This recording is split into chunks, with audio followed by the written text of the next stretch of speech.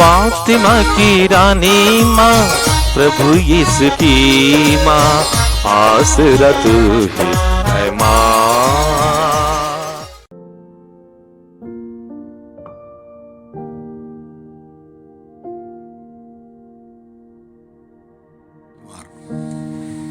पहला पाठ थिस्सलुनीकियों के नाम संत पौलुस का पहला पत्र, अध्याय 5, पद संख्याएं 1 से 6, 9 से 11 तक। भाइयों, आप लोग भली भांति जानते हैं कि प्रभु का दिन रात के चोर की तरह आएगा।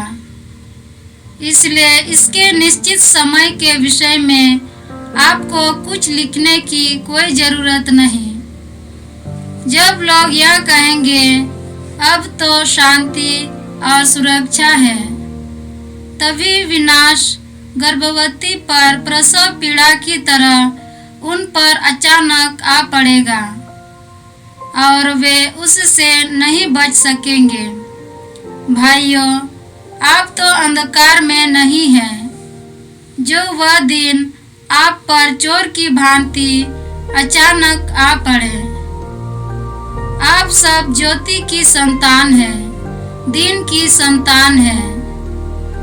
हम रात या अंधकार के नहीं, इसलिए हम दूसरों की तरह न सोए, बल्कि जागते हुए सतर्क रहें। ईश्वर यह नहीं चाहता कि हम उसके कोप भाजन बने, बल्कि अपने प्रभु यीशु मसीह के द्वारा मुक्ति प्राप्त करें।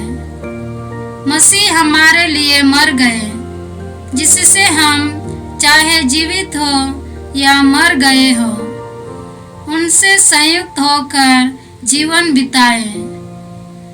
इसलिए आपको एक दूसरे को प्रोत्साहन और सहायता देनी चाहिए, जैसा कि आप कर रहे हैं।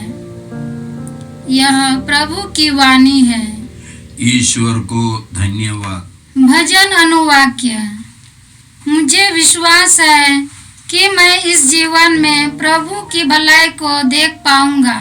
मुझे विश्वास है कि मैं इस जीवन में प्रभु की भलाई को देख पाऊंगा। प्रभु मेरी ज्योति और मेरी मुक्ति है, तो मैं किससे डरूं? प्रभु मेरे जीवन की रक्षा करता है, तो मैं किससे भयभीत हूँ? अनुवाक्य। मुझे विश्वास है कि मैं इस जीवन में प्रभु की भलाई को देख पाऊंगा। मुझे विश्वास है कि मैं इस जीवन में प्रभु की भलाई को देख पाऊंगा। मैं प्रभु से यही प्रार्थना करता रहा कि मैं जीवन भर प्रभु के घर में निवास करूं और प्रभु की मधुर छत्र छाया में रहकर उसके मंदिर में मनन करूं। अनुवाक्य। मुझे विश्वास है कि मैं इस जीवन में प्रभु की भलाई को देख पाऊंगा। मुझे विश्वास है कि मैं इस जीवन में प्रभु की भलाई को देख पाऊंगा। मुझे विश्वास है कि मैं इस जीवन में प्रभु की भलाई को देख पाऊंगा। प्रभु पर भरोसा रखो, दृढ़ रहो और प्रभु पर भरोसा रखो। अनुवाक्य। मुझे विश्वास है कि मैं इस जीवन में प्रभु की भलाई को देख पाऊंगा। मुझे विश्वास है कि मैं इस जीवन में प्रभु की भलाई को देख पाऊंगा। जय घोष, हालेलुया। हमारे बीच महान नबी उत्पन्न हुए हैं और ईश्वर ने अपनी प्रजा की सुध ली है। हालेलुया। प्रभु आप लोगों के साथ हो और आपकी आत्मा के साथ। संत लूकस के अनुसार पवित्र सुसमाचार। हे प्रभु, तेरी महिमा हो। अध्याय 4, पद संख्याएं 31 से 37 तक। यीशु गलीलिया के कफरनहूम नगर आए और विश्राम के दिन लोगों को शिक्षा दिया करते थे। लोग उनकी शिक्षा सुनकर अचंभे में पड़ जाते थे, क्योंकि वह अधिकार के साथ बोलते थे। सभागृह में एक मनुष्य था जो अशुद्ध आत्मा के वश में था। वह ऊंचे स्वर से चिल्ला उठा, यीशु नासरी, हमसे आपको क्या आप हमारा सर्वनाश करने आए हैं? मैं जानता हूं कि आप कौन है, ईश्वर के भेजे हुए परम पावन पुरुष। यीशु ने यह कहकर उससे डांटा, चुप रह, इस मनुष्य से बाहर निकल जा। अबदूद ने सबके देखते देखते उस मनुष्य को भूमि पर पटक दिया और उसकी कोई हानि किए बिना वह उसमें से निकल गया। सब विस्मित हो गए और आपस में कहने लगे, यह क्या बात है? वह अधिकार तथा सामर्थ्य के साथ अशुद्ध आत्माओं को आदेश देते हैं और वे निकल जाते हैं। इसके बाद यीशु की चर्चा उस प्रदेश के कोने कोने में फैल गई। यह प्रभु का सुसमाचार है। हे ख्रिस्त, तेरी स्तुति हो। ख्रीस्त में प्यारे भाई बहनों, आज का पहला पाठ हम लोगों ने थिस्सलुनीकियों के नाम पौलुस के पहले पत्र से सुना।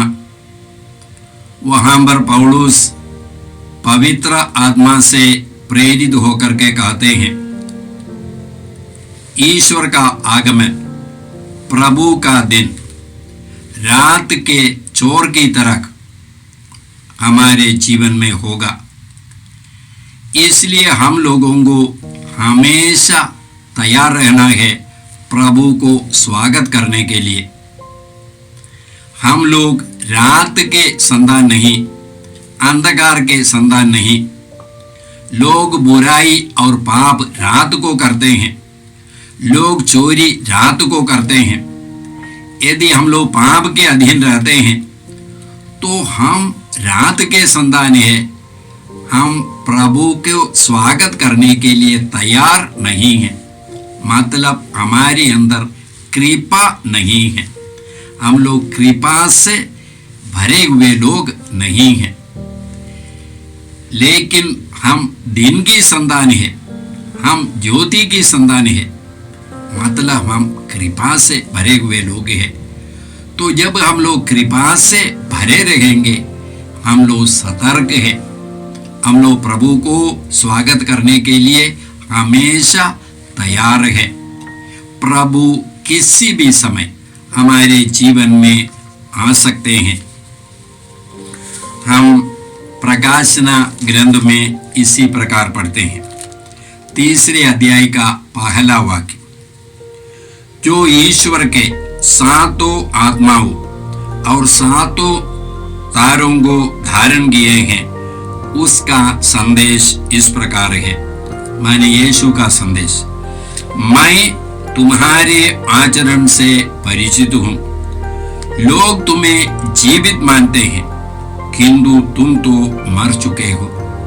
लोग तुम्हें जीवित मानते हैं, किंतु तुम तो मर चुके हो। जागो, तुम में जो जीवन शेष है और बुझने को है, उसमें प्राण डालो।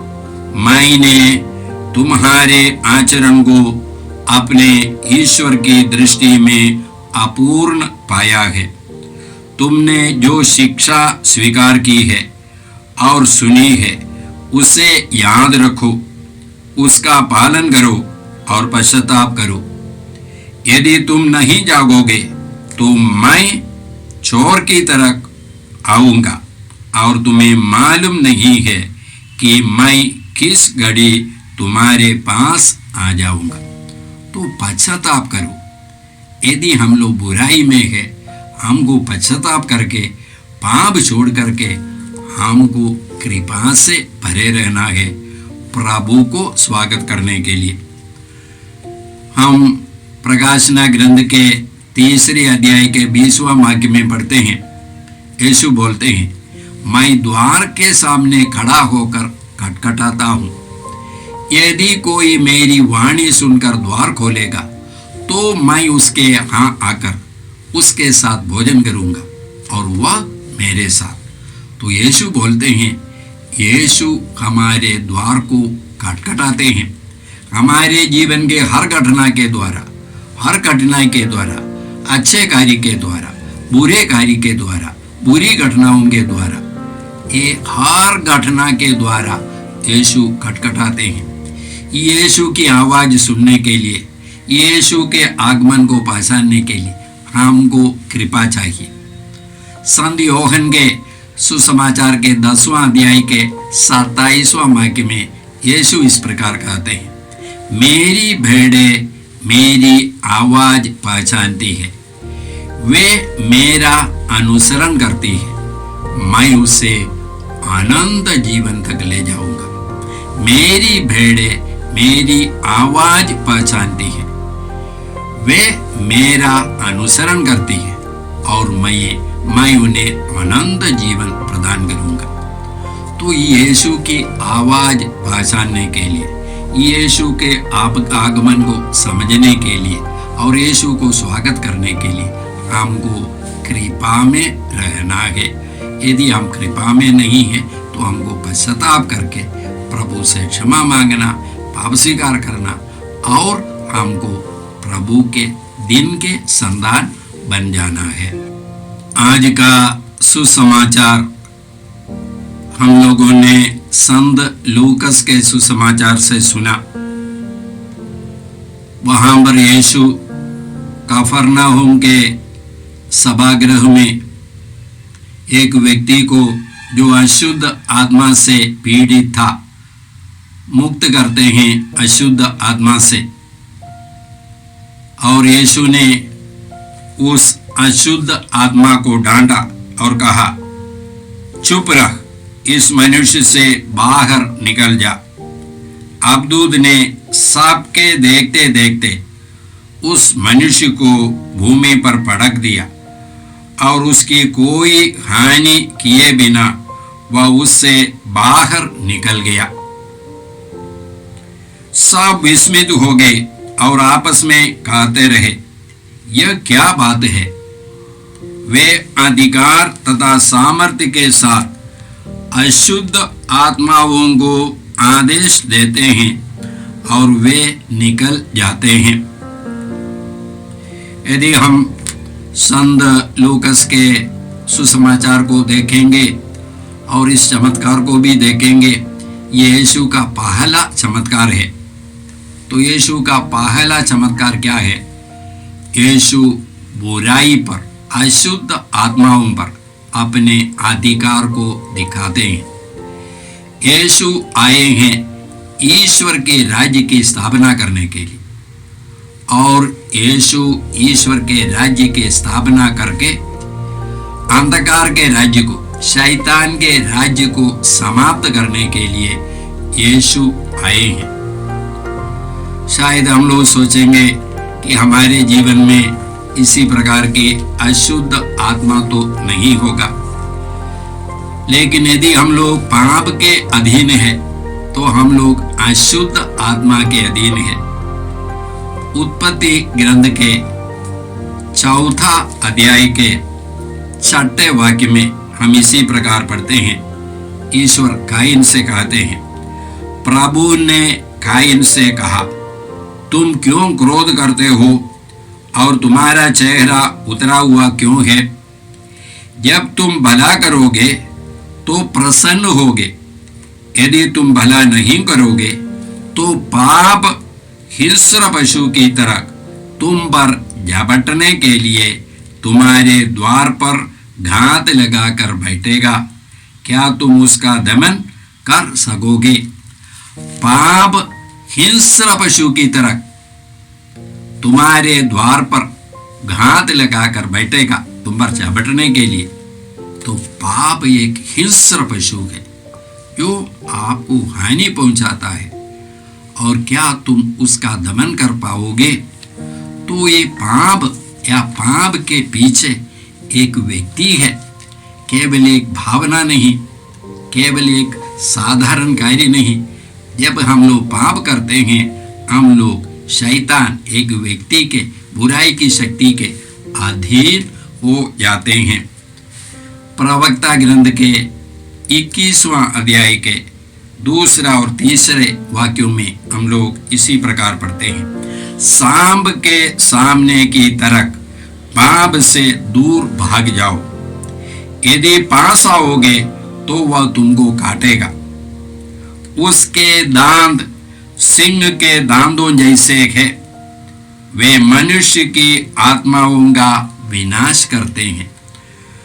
उसके दांत सिंह के दांतों जैसे है, वे मनुष्य की आत्माओं का विनाश करते हैं। तो ये पाप हमारी आत्मा को विनाश करता है, वो काटता है, उसका दांत सिंह के दांत के समान है। तो ये पाप एक व्यक्ति है।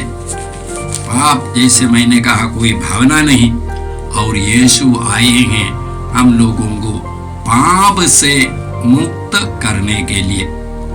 हम संत पेतरुस के पहले पत्र के 2 अध्याय के 24वां वाक्य में पढ़ते हैं, लोग बार बार सुने हैं, यीशु वह अपने शरीर में हमारे पापों को क्रूस के काट पर ले गए, जिससे हम पाप के लिए मृत्यु होकर धार्मिकता के लिए जीने लगे।